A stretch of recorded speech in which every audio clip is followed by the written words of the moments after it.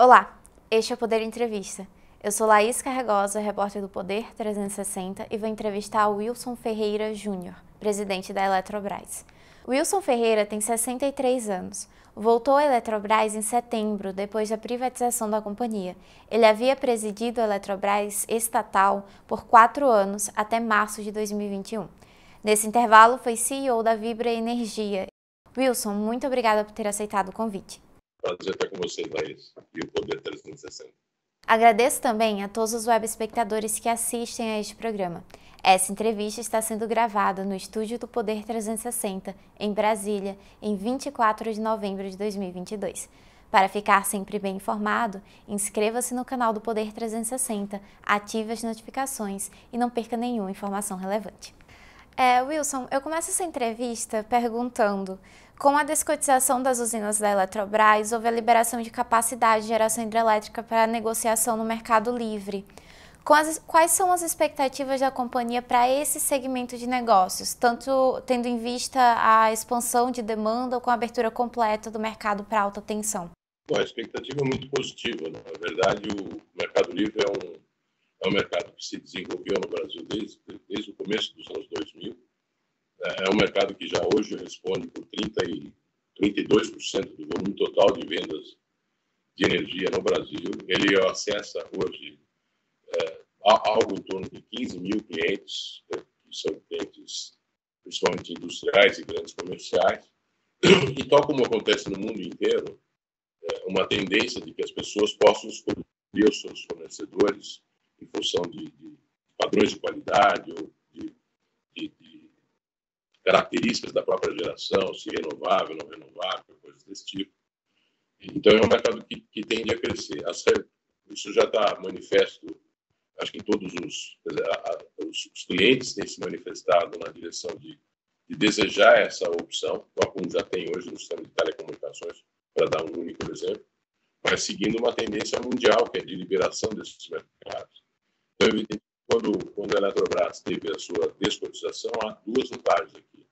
Uma primeira, porque os consumidores que antigamente pagavam pelo risco hidrológico que as usinas da Eletrobras causavam, isso não vai acontecer mais, porque agora o risco hidrológico é assumido pela empresa. Segundo, a empresa vai agora à procura dos seus clientes para tentar entender as suas necessidades, suas demandas e, obviamente, oferecer uma gama de produtos que atenda a essa necessidade. É uma empresa, então, que chega num momento importante dessa desregulamentação. Como você sabe, a partir de 2024, todos os clientes do chamado Grupo A, ou da alta tensão, devem ser liberados. Então, são cerca de 150 mil, então o mercado aumenta praticamente 10 vezes. E já há discussões hoje em torno da liberação dos clientes da baixa tensão, como nós, residenciais. Hoje no Brasil você tem mais de 80 milhões de clientes ligados na baixa tensão, e esse mercado também vai ser liberado. Tal como eu falei, já existe no mundo inteiro. Wilson, como estão os preparativos da Eletrobras para expandir a sua oferta de energia no mercado livre? Bom, a companhia, aqui é importante destacar que a companhia já é hoje um grande operador de mercado livre. Ela já vende energia no mercado livre, de uma parcela das suas usinas. Então, a companhia já tinha e tem, tanto na holding Eletrobras quanto nas suas controladas, diretorias que atendem os clientes livres, os atuais clientes livres. Então, o que nós estamos fazendo agora é, obviamente, na holding principalmente, fortalecendo essa atividade, organizando sistemas assim, muito mais sofisticados para que a gente tenha identificação de clientes, para que a gente possa, então, originar vendas, para que a gente possa gerenciar, naturalmente, os riscos dessas operações, seja com contrapartes, com clientes, seja também, sob o ponto de vista dos riscos hidrológicos, a gente gerenciar bem a nossa posição, para que a gente tenha também capacidade de formulação de preços em função das necessidades dos clientes. Então, há uma grande estruturação. Nós nos baseamos aqui, inclusive, em consultorias internacionais para ter esses sistemas que possam nos auxiliar nesse processo de a companhia se voltar para mercado, se voltar para clientes, se voltar para comercializadores, para geradores. Então, para cada um desses públicos que tem interesse na nossa energia, a companhia tenha se estruturado, seja como eu falei, com sistemas, seja a partir de agora, com a busca de profissionais que possam tornar essa equipe ainda melhor. O senhor mencionou a abertura do mercado para baixa tensão. Uma portaria do Ministério de Minas e Energia previa essa abertura a partir de 2028.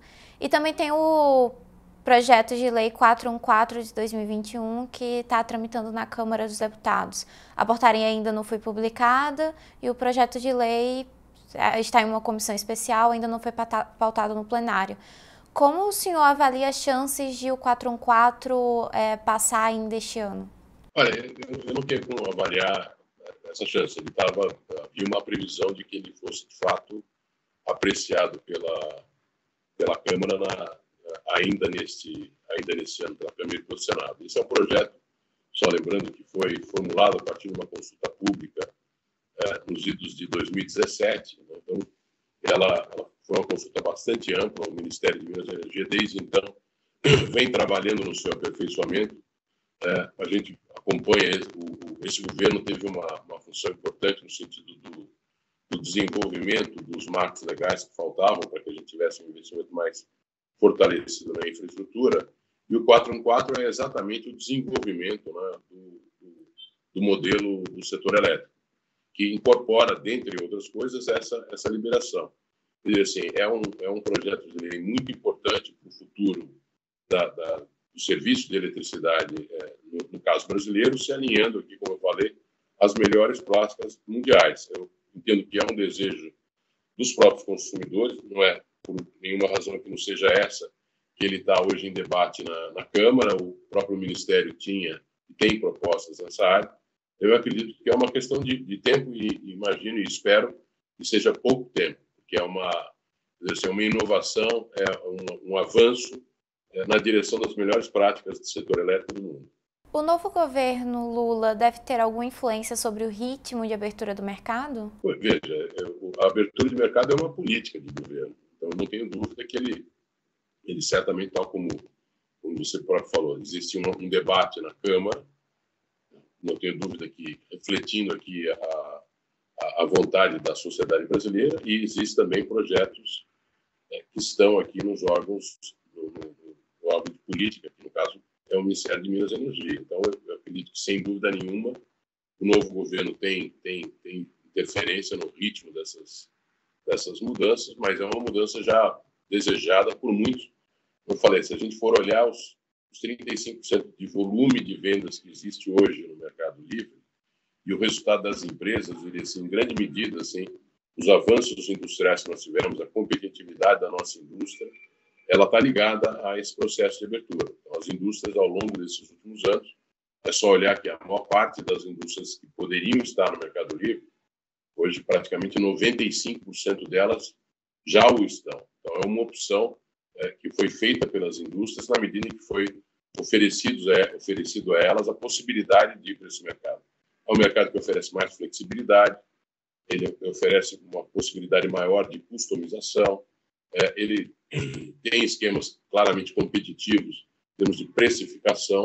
Então, evidentemente, esse conjunto de vantagens que hoje está sendo oferecida, e mais recentemente, vale a pena colocar, muitas indústrias buscam hoje suprimento de energia renovável, certificada, ou são chamados IREC. Tudo isso aqui já faz parte do composto, né, dos produtos que são oferecidos pelas empresas de energia hoje no Mercado Livre.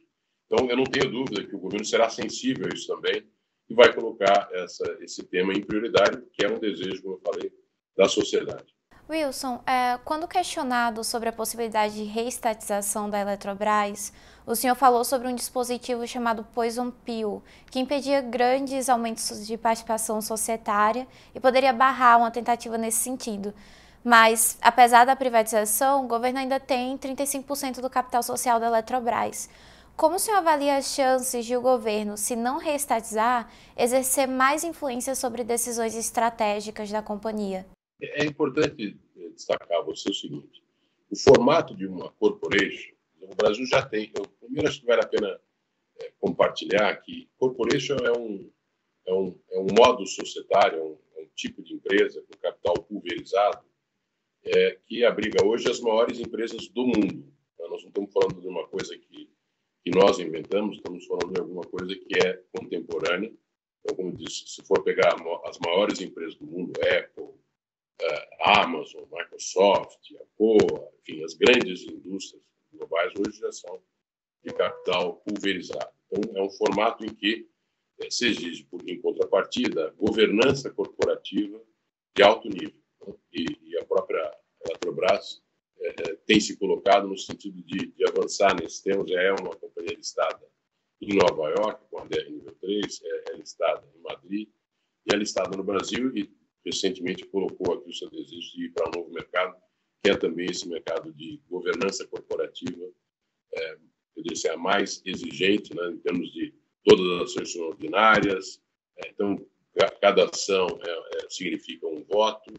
Então, é um processo, que eu diria assim, de grande transparência, que permite aqui o accountability, são, eu diria assim, princípios basilares de mercado desenvolvido. Então, voltando para isso, a gestão da companhia, a administração da companhia se dá pelos seus administradores, a diretoria executiva e o seu conselho de administração.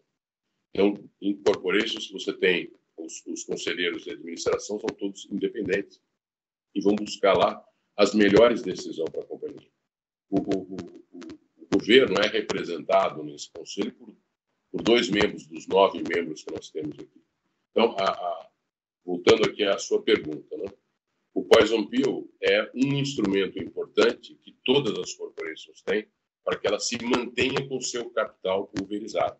Se alguém tentar consolidar a empresa ou comprar a empresa, e ela foi criada para ser um corporation, o Poison Pill é uma penalidade a esse investidor que tenta comprar uma corporation e fechar uma corporation. E, portanto, ele tem um ônus. E no caso específico da Eletrobras, como na maior parte das empresas, o ônus na Eletrobras é você pagar praticamente 3 vezes o valor que foi pago na sua privatização. É para garantir a sua privatização e a sua pulverização de capital. Então, eu imagino que não faça... Quando a gente olha o valor da Eletrobras hoje, uma companhia que tem mais ou menos 120 bilhões de valor, para que você fizesse esse processo de reestatização, como você falou, seria necessário gastar mais, além dos 120, mais 240 bilhões. Não faz sentido. Você veja a discussão que a gente está tendo hoje, em vista da demanda social que nós temos para a manutenção do Bolsa Família com valor de 600, e adição de dependentes, etc. Isso já consta que a gente está numa discussão próxima de 200 bilhões de reais. E o governo não tem isso. E não faria sentido ter, no caso da Eletrobras, gastar 240 bilhões, além dos 120, para reestatizar uma companhia. Eu entendo que interessa ao governo que essa companhia, de fato, promova aquilo que foi uma das condições da sua privatização, ou seja, readquira a capacidade de investir muito mais. A Eletrobras investia algo em torno de 4 bilhões por ano, vai poder agora, por força dessa capitalização, ter uma capacidade de investimento 3 vezes maior do que essa, algo na casa de 12 a 15 bilhões de reais por ano. Então, isso vai fazer com que ela possa investir nas atividades que ela tem aqui no Brasil, energia renovável, transmissão de energia elétrica, que tem investimentos importantes a serem feitos ao longo dos próximos anos. Lembrar que o setor elétrico é um setor que vem ao longo do tempo, sendo sempre um dos grandes investidores de infraestrutura. Só na área de geração e transmissão, esse investimento nos últimos anos foi na ordem de 60 bilhões por ano. E a Eletrobras participava pouco disso, vai poder participar muito mais nisso aqui, aumentando a competitividade dos leilões, e aumentar a competitividade dos leilões, diminuir o preço das tarifas brasileiras. Então, a minha visão, aí, finalizando a sua pergunta, é de que o governo já é representado no conselho de administração dessa companhia e talvez o que interessa mais ao governo é garantir que a companhia participe desse processo de expansão do setor elétrico brasileiro, né, e utilize a sua capacidade de investimento para gerar, para concluir obras, né, para empreender e concluir obras que são importantes para o país, que empregue gente e que aumente a competitividade da economia brasileira, fruto de energia elétrica renovável e mais barata. Eu acho que O governo está alinhado, qualquer que seja o governo, mas esse em particular, com a sua ambição de que a gente tenha investimentos fortes em infraestrutura, vai ter na Eletrobras certamente um grande parceiro. O senhor disse na conferência de divulgação dos resultados do terceiro trimestre que a Eletrobras poderia captar 4,4 bilhões de reais com a venda de participações minoritárias. Quais seriam essas participações? Então, a Eletrobras, junto do passado, ela participou, né? Eu digo do passado porque em alguns momentos empresas tomaram empréstimo, a Eletrobras era um financiador, e depois esses empréstimos foram convertidos em participações minoritárias em várias empresas. Né? Então, por exemplo, a Copel, que recentemente anunciou o Corporation, é uma das empresas que a Eletrobras tem ações. Os valores que a Eletrobras tem, ela tem ações em mais ou menos 20 empresas brasileiras, pequenas, pouca quantidade de ações. Aquela detém maior participação, uma distribuidora do Maranhão, é 30%. E em todas as demais, ela tem menos de 1%, 2%. No caso de uma geradora da ES, ela tem 7%. Então, essas ações de participação minoritária certamente não são da natureza da nova Eletrobras. Ela vai apostar os seus recursos fazendo empreendimentos onde ela lidere o empreendimento inteiro e tenha participação majoritária nos empreendimentos. Então, evidentemente, a Eletrobras, quando eu falei isso, é porque nós tínhamos essas ações e elas eram dadas em garantia de um conjunto de ações judiciais da companhia. Nós passamos a liberar essas ações, colocar garantias reais nessas ações e poder ter, né, nessas ações judiciais, tá? E poder ter essas ações de participações societárias livres para que a gente possa compor o capital e ampliar ainda mais os nossos investimentos. Então, a decisão de vender já foi tomada pelo Conselho de Administração e nós agora passaremos a executar isso. Isso vai trazer liquidez para a companhia e isso certamente vai também auxiliar nos novos investimentos que a companhia está envolvida. Isso inclui o 0,5% da Eletrobras na Copel? Isso inclui, sim. Inclui. É uma das 20 participações que nós temos societárias. A Eletrobras registrou prejuízo de R$ 88 mil no terceiro trimestre de 2022, sendo afetada principalmente por obrigações assumidas no processo de privatização e pela incorporação da dívida de Santo Antônio Energia.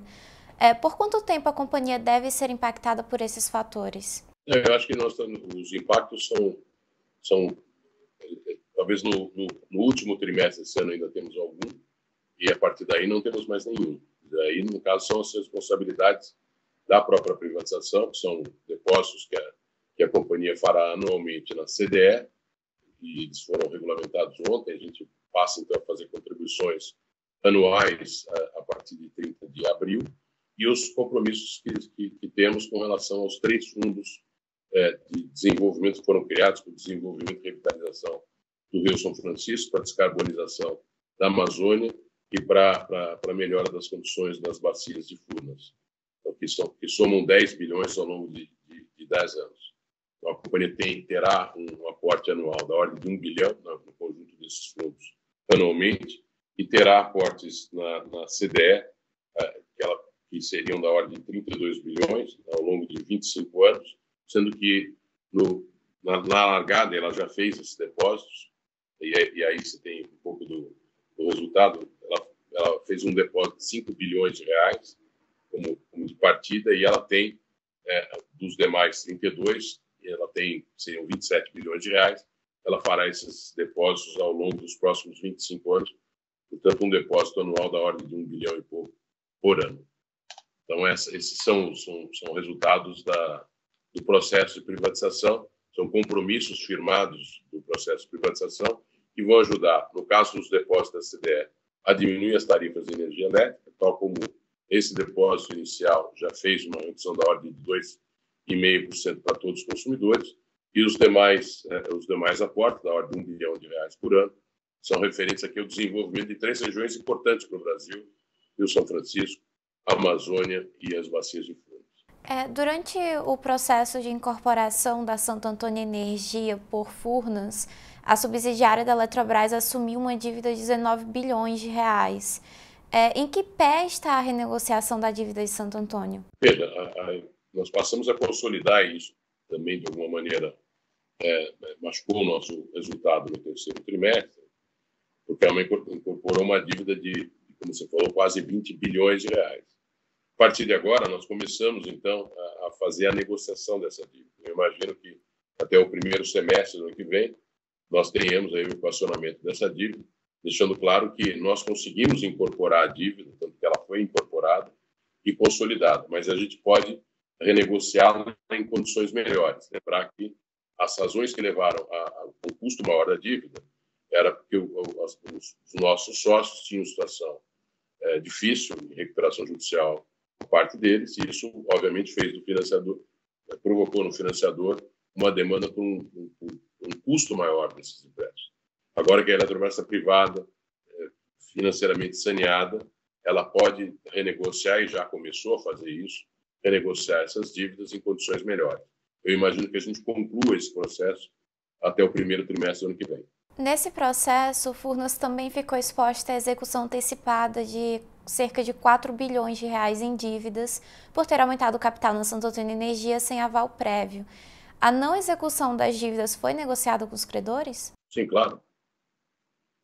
Veja, você tem que observar que as condições que a Eletrobras e as suas subsidiárias têm hoje são bastante diversas daquelas que nós tínhamos na primeira vez em que eu iniciei a gestão da companhia. Àquela época, o nível de alavancagem da companhia somava próximo de 8,8 vezes o seu EBITDA, sua geração anual de caixa. Esses valores hoje, no caso da Eletrobras, a gente reporta isso no resultado desse trimestre, mesmo com a incorporação da dívida de Santo Antônio, a gente chegou a 1,7, quase 1,8 vezes. Então, é uma situação bastante mais confortável, que nos permite, primeiro, óbvio, e essa foi a razão da capitalização, quer dizer, nos permite tomar dívidas e renegociar dívidas em condições melhores. É o que estamos fazendo e, obviamente, falamos com todos os credores para que isso possa ser viabilizado de uma forma que atenda o interesse de ambos. Wilson, nessa semana, o Conselho de Administração da Eletrobras submeteu uma proposta de nova política de remuneração dos executivos da companhia para deliberação em assembleia no dia 22 de dezembro. O reajuste salarial chega a 3.576% no caso dos conselheiros de administração. Qual a razão desse aumento? Obviamente, isso é uma proposta do Conselho de Administração que foi formulada a partir da interação do nosso comitê de pessoas com empresas de consultoria e remuneração reconhecidas globalmente. O que o Conselho fez foi trazer a remuneração dos administradores para valores de mercado. Então, respondendo a sua pergunta de forma objetiva, tá? A remuneração que esta companhia oferecia aos seus administradores não era de mercado. Era uma remuneração que vinha congelada desde 2015 de uma empresa estatal. Ela agora é uma empresa privada. Um conselheiro dessa companhia recebia cerca de R$ 5.200 por mês, algo que não encontra paralelo em nenhuma empresa brasileira, sem falar o porte da Eletrobras. Estamos falando de uma companhia, como eu falei, assim, de valor de mercado de 120 bilhões de reais, uma das maiores empresas brasileiras. Então, a proposta que o Conselho de Administração fez é uma proposta que encontra comparativos com qualquer empresa privada desse porte. Eu vi que teve repercussão isso, pega a repercussão já feita pelo Citibank, que coloca exatamente aí como research, como uma entidade que olha para a companhia dentro da perspectiva de criação de valor que ela tem, e a avaliação deles é absolutamente favorável à proposta que foi lá formulada. Esse aumento veio em um momento que a Eletrobras está ficando um pouco mais enxuta, lançou um plano de demissão voluntária. É um momento propício e há caixa para promover esses aumentos? Os aumentos veja, certamente sim, senão o Conselho não teria proposto, e nós estamos falando de uma remuneração que envolve os principais administradores da companhia. Então, nós não estamos falando de uma quantia elevada. Sem dúvida nenhuma, não é elevada. No caso específico do plano de demissão voluntária da companhia, isso foi alguma coisa negociada com com os sindicatos da companhia ao longo do primeiro semestre do ano, até antes da privatização da empresa. E é um programa de demissão voluntária com adesão voluntária. E ele não é um programa para tirar as pessoas amanhã. Ele é um programa que foi destinado exclusivamente a pessoas aposentadas da companhia, aposentadas, cerca de 2.400 pessoas. E aqui é importante colocar, oferecendo, então, um pacote muito melhor do que uma demissão sem justa causa, né, da que essas pessoas não têm, ao serem aposentadas, não são protegidas, podem ser demitidas pela companhia, mas a companhia fez questão de reconhecer essa colaboração, esse trabalho dessas pessoas, e na verdade, a ela é garantido o direito de tirá-los no tempo, não é para tirar amanhã, e ela nem pode fazer isso. Hoje nós temos um quadro de cerca de 10 mil pessoas, sendo que um quarto delas são esses aposentados. A gente tem gente com 84 anos, 80 anos, com 75 anos dentro da companhia. E não temos nenhuma pessoa, não sei a sua idade, mas não temos nenhuma com menos do que 37 anos, porque a companhia não faz nenhuma contratação desde 2009. Então, evidentemente, também, sob o ponto de vista da diversidade, de gênero, etária, a companhia está desequilibrada. Você imagina a gente na época do digital, e a pessoa mais jovem que está na companhia tem 37 anos. Então, a gente tem carência para várias funções da nossa companhia, que estaremos agora admitindo, empregando boas qualificações, e isso vai ajudar muito a companhia a crescer, a se desenvolver, obviamente, cumprir os seus compromissos que ela tem assumido na área de ambiental, social, de governança. Então, esse processo era um processo que foi, como eu falei, negociado no primeiro semestre. Esse conselho tomou posse agora no dia 5 de agosto, então nós estamos falando de praticamente menos de 3 meses, e ele deu obviamente, continuidade, seja no caso específico desse reconhecimento que fazemos aos empregados, e temos prazo para que a gente possa fazer esse processo demissional, para que a gente não tenha, em nenhuma hipótese, solução de continuidade. A companhia tem um reconhecimento de mercado referente à qualidade do seu serviço, à confiabilidade dos seus sistemas. Isso, sem dúvida nenhuma, é um compromisso que a gente mantém, e esse processo de modernização, de rejuvenescimento da companhia será feito, assim, de forma bastante cadenciada, de tal maneira que a gente possa ter a segurança do ingresso de pessoas mais jovens, tá certo? Com conhecimentos distintivos dos que a gente tem, e a saída das pessoas aposentadas, que, obviamente, até com algumas com muita idade, merecem descansar, e vão descansar com esse reconhecimento maior. Para você saber, os valores, por exemplo, previstos, se a gente fosse tirar todos os quase 2.400 pessoas que eram elegíveis, somava mais de R$1 bilhão. E você pode comparar isso com a proposta da administração, que você vai ver que é absolutamente irrelevante.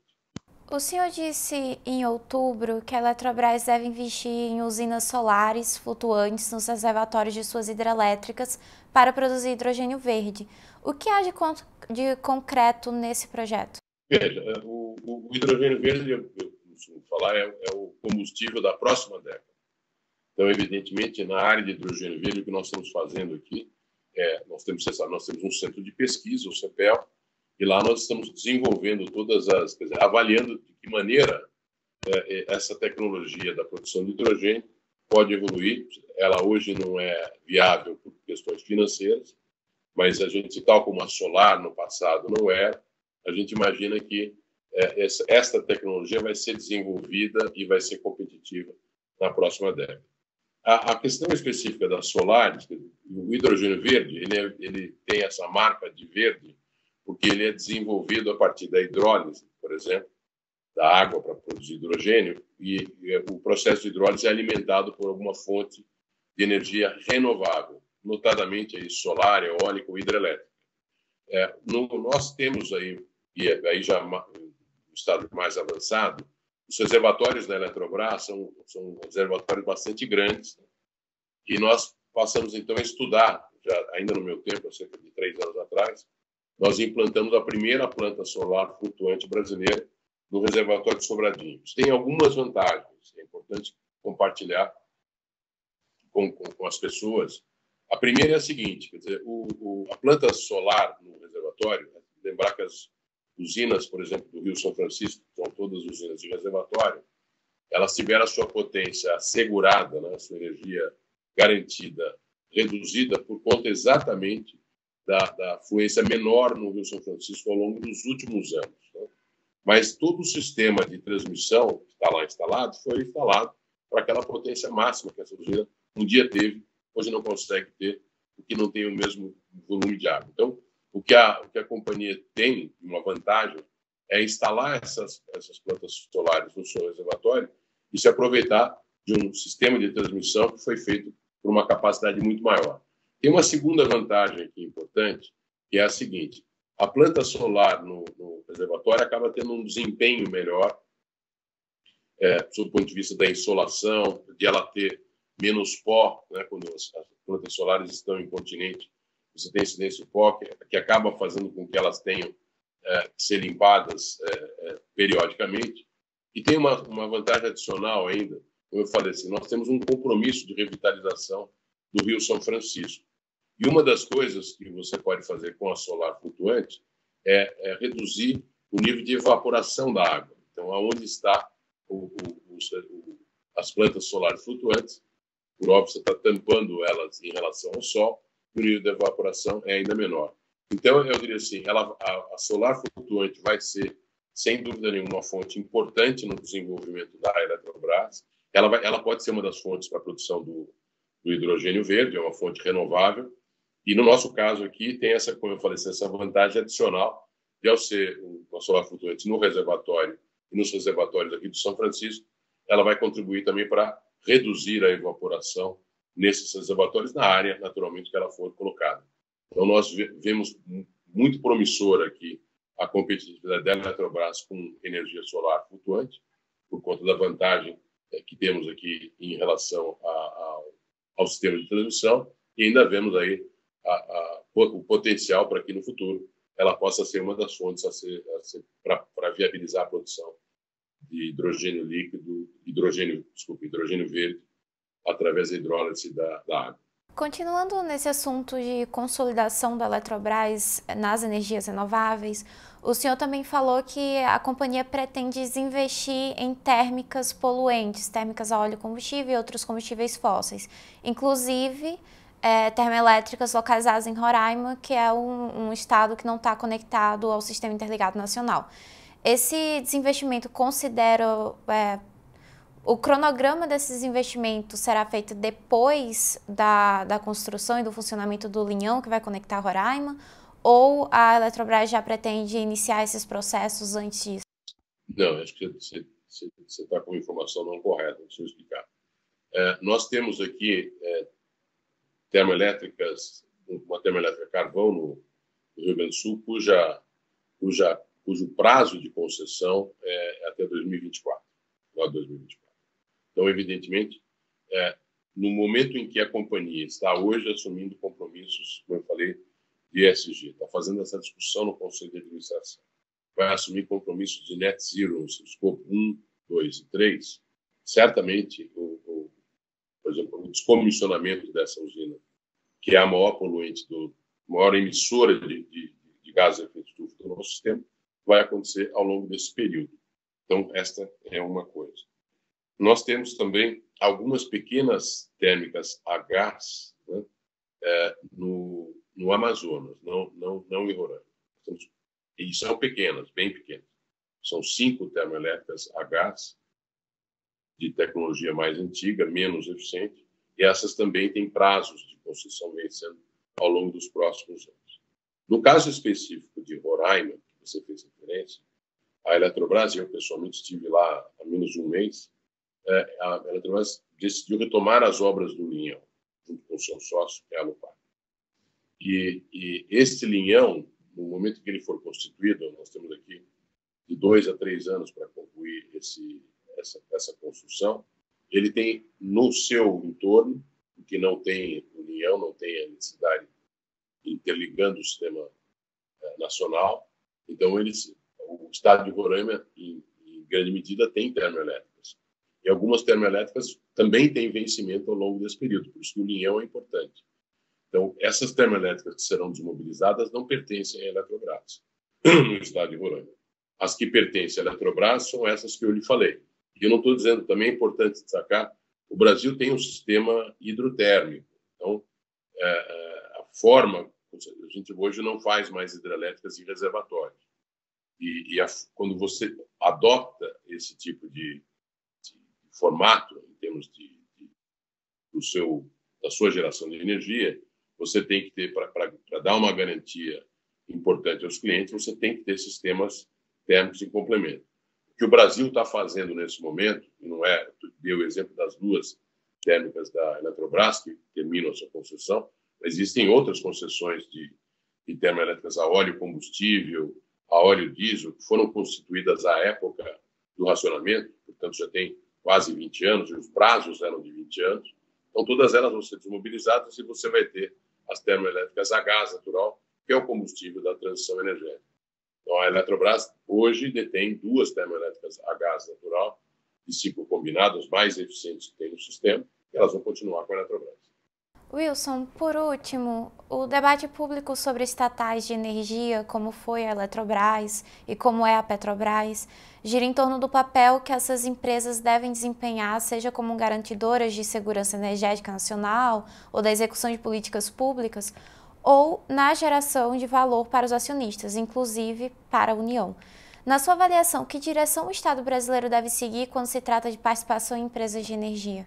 Veja, o Estado brasileiro, como estados nacionais do mundo inteiro, quando não tem modelos regulatórios, quando precisa se desenvolver, é natural que você tenha o início dessas atividades com empresas públicas, com empresas estatais, porque o empreendedor privado não consegue verificar um sistema, um track record desse sistema que lhe permita trazer garantias de que ele investiu e ele vai ter retorno sobre os seus investimentos.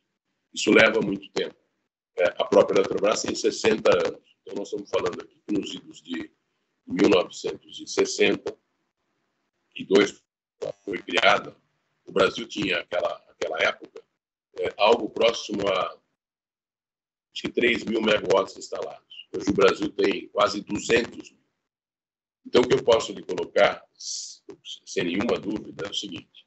Ao longo desse período, o Brasil trabalhou e desenvolveu o seu modelo regulatório, que é um modelo regulatório que é reconhecido mundialmente. Se você for olhar, nos anos de 1960, você tinha apenas algumas empresas estatais no Brasil. Quando você vai hoje para o sistema de distribuição de energia elétrica, você vai ver que mais de 80% das empresas são empresas privadas. As que não são, estão se tornando corporations, como você teve o caso, por exemplo, ontem ou anteontem da Copel. Então, isso é uma tendência. Quando você vai para a área de geração, praticamente 100% de toda a geração nova que foi feita no Brasil desde o marco regulatório ficou pronto no final dos anos 90, a maior parte do investimento aqui é um investimento privado. A própria Eletrobras, como eu falei para você, tinha uma capacidade reduzida de investimento. Se você tem um investimento no setor de geração e transmissão de algo em torno de 50 bilhões de reais, e a Eletrobras, que é a maior estatal, investe 4, você tem que reconhecer que 46 bilhões estão sendo investidos por empresas privadas. Então, a primeira coisa é o seguinte, o que o Brasil tem que se focar, e tem feito isso de forma muito competente, é no modelo regulatório que garanta a atração de capital para fazer aquilo que o Estado não precisa mais fazer, ou seja, fazer os investimentos para expandir redes, para fazer novas usinas, e para fazer isso dentro de um modelo sustentável. E por isso que o marco regulatório é tão importante, por isso que a independência da agência reguladora é tão importante para fiscalizar e regular esse sistema. O sistema brasileiro, na área de energia elétrica, tem sido extremamente bem sucedido. Então, nós temos aqui os melhores players globais contribuindo aqui, investindo em geração, investindo em transmissão, investindo em distribuição e prestando ótimos serviços. Os gargalos que nós tínhamos estão sendo quase todos eles sanados E uma parte dele se deu, inclusive, pela privatização. A Eletrobras era detentora de 7 distribuidoras de energia elétrica. O serviço que ela prestava era muito ruim, porque ela não tinha essa capacidade de investimento. Se você for ver os serviços que estão sendo prestados por cada uma das empresas que assumiram essas concessões, ele é muitíssimo melhor reconhecido por cada um dos consumidores. Ele, inclusive, garante investimentos e atração de empresas para aquelas regiões que, no passado, não conseguiam ir para lá por falta de energia. Então, eu diria assim, o papel da empresa estatal no setor elétrico, hoje, ele é limitado, porque não é mais necessário. E porque o agente estatal, infelizmente, e a sociedade se defende, às vezes, da má gestão de uma empresa estatal, e se defende como? Criando uma burocracia para essa empresa. Então, quando eu falei para você, eu não tenho nenhum funcionário abaixo de 37 anos, não é porque a empresa não quis trazer, é porque para ela trazer um funcionário novo, ela tem que fazer concurso público.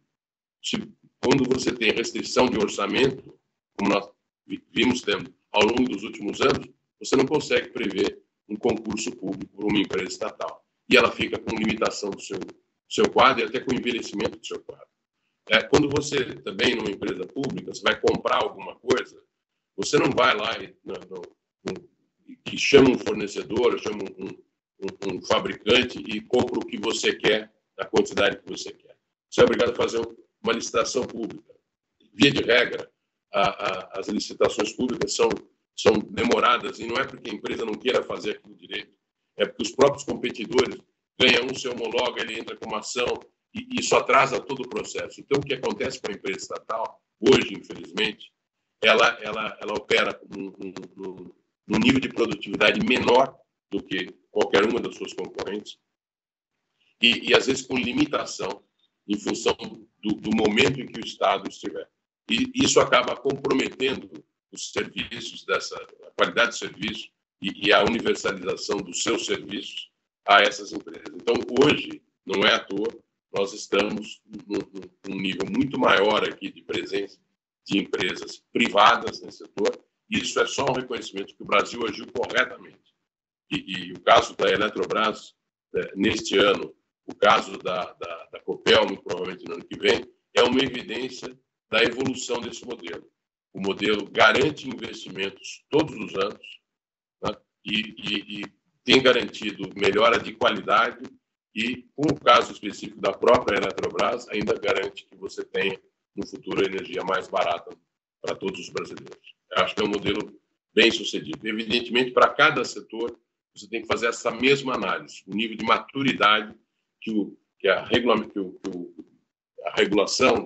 daquele setor tem, a percepção, eu diria assim, de segurança que ela oferece a investidores para que eles coloquem o recurso aqui. Você não pode esquecer que a infraestrutura brasileira, ou a infraestrutura de qualquer país, nós estamos falando de investimentos de grande monta com um retorno a longo prazo. É por isso que você tem o Estado começando essas atividades. E porque você precisa ter, de parte do investidor, o reconhecimento de que a regra, ele não casa com o governo, ele casa com 7. As concessões são de 30 anos normalmente. Então, evidentemente, tem essa preocupação. No caso do setor elétrico, ela é, assim, francamente favorável, percebida como favorável pelo mundo inteiro, e a evidência é a quantidade de agentes internacionais que nós temos aqui no Brasil, de todos os continentes. Chega ao final esta edição do Poder Entrevista. Em nome do jornal digital Poder 360, eu agradeço ao Wilson Ferreira Júnior. Muito obrigado, foi um prazer estar com vocês aqui. Estou à disposição sempre que precisar. Agradeço também a todos os web espectadores que assistiram a este programa. Essa entrevista foi gravada no Estúdio Poder 360, em Brasília, em 24 de novembro de 2022. Para ficar sempre bem informado, inscreva-se no canal do Poder 360, ative as notificações e não perca nenhuma informação relevante. Muito obrigada e até a próxima.